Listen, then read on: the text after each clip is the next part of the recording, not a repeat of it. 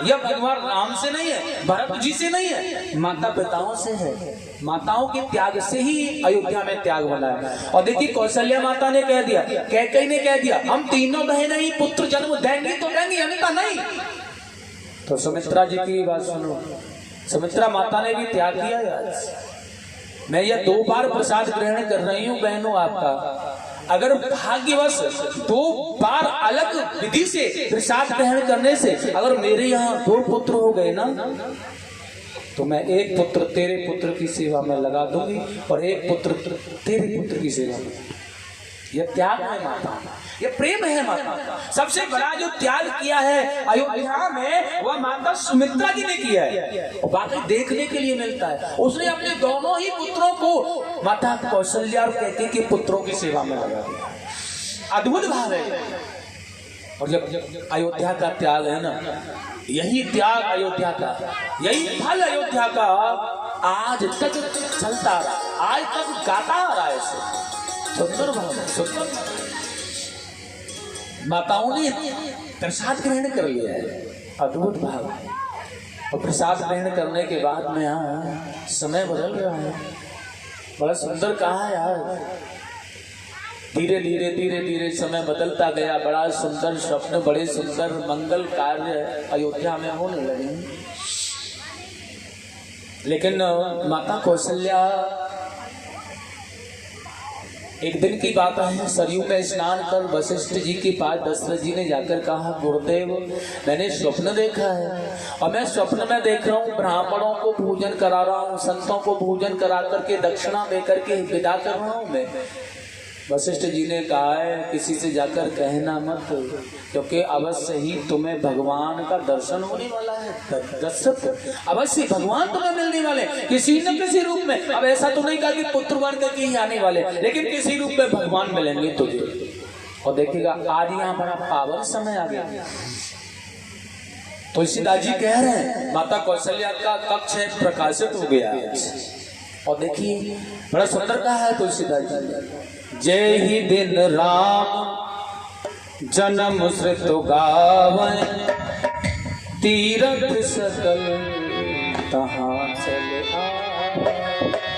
जहाँ पर भगवान का अवतार होता है वहाँ सारे तीर्थ, सारे देवता, सारी देवियाँ, सभी ऋषि मुनि व तरुवर आ जाते हैं। और सज्जनों बिल्कुल वैसा ही समय यहाँ का हो गया आज, अद्भुत समय, बड़ा आनंद।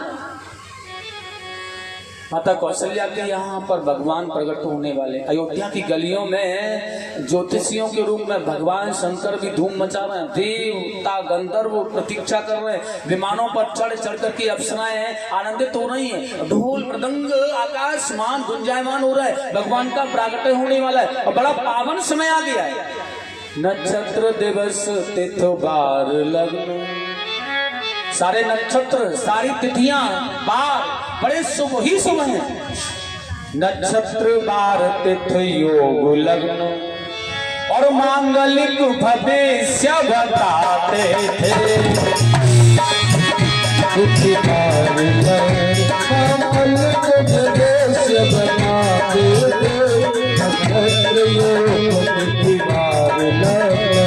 दशरथ जी महाराज ज्योतिषियों से पूछ रहे हैं देखो कैसा समय है। अब तो सब ज्योतिषी एक ही बात बता रहे हैं महाराज, ऐसा पावन अवसर और ऐसा समय तो बना ही नहीं आए थे।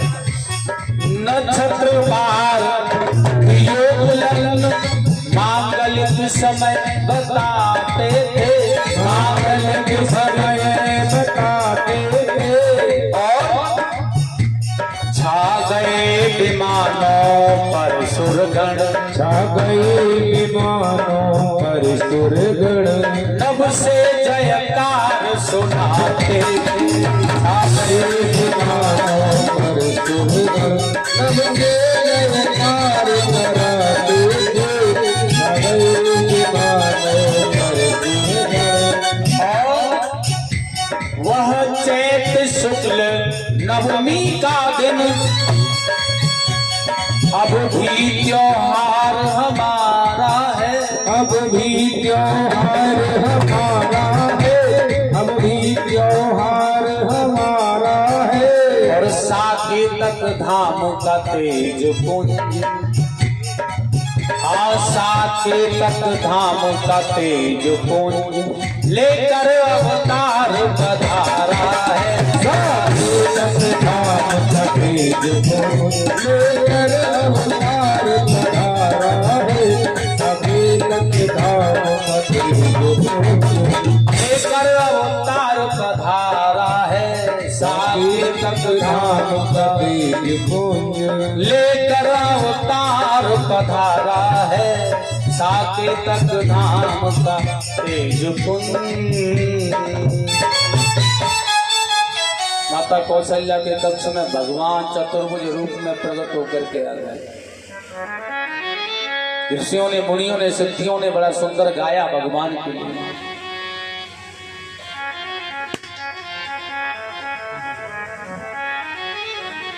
भई प्रगट कृपाला दीन दयाला कौशल्या हितकारी।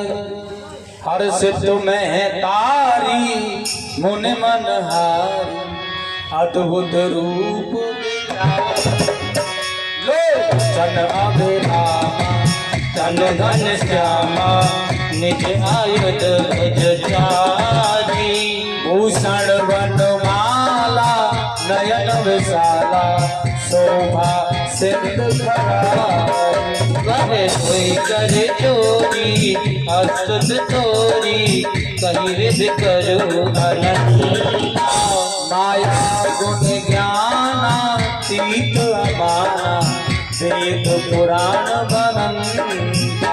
करुणा सुख सागर सब गुण आगर कैला में श्री संता। सो अमहित लागी जनो अनुरागी भयो प्रगट श्री गंगा। सो मम हित लागी जन अनुरागी भव प्रगट श्री कंता। ब्रह्मांड निकाया निर्मित माया रोम रोम प्रतिवेद गए।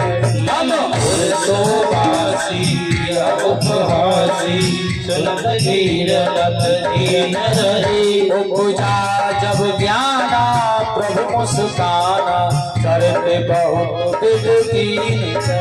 कही कथा सुनाई बात बुझाई यही रंगार सुख प्रेम रही।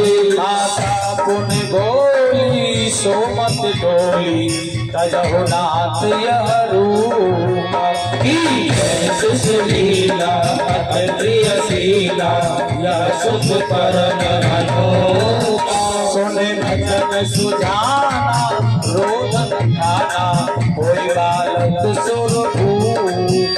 यह कर विज गावई हरि पद पावई तीन करई भव पूपा। सिद्रधेन सुर संत लीन मनुज अवतार।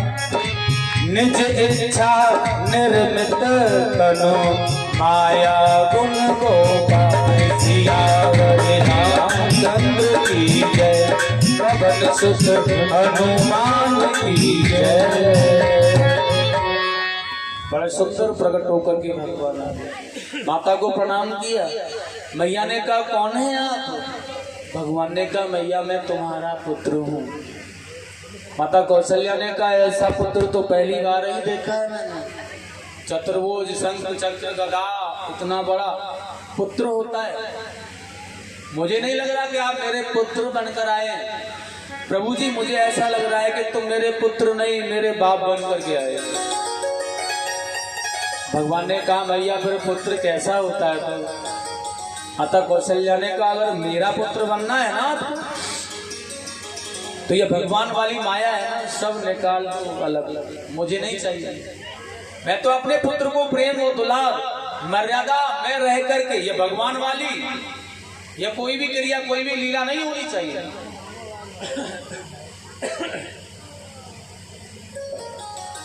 इसलिए मेरे पुत्र बनकर के आने। तो माता पुन बोली सोमत डोली तजहो नाथ रूपा की जय शिशुलीला अत प्रिय शीला यह सुख परम।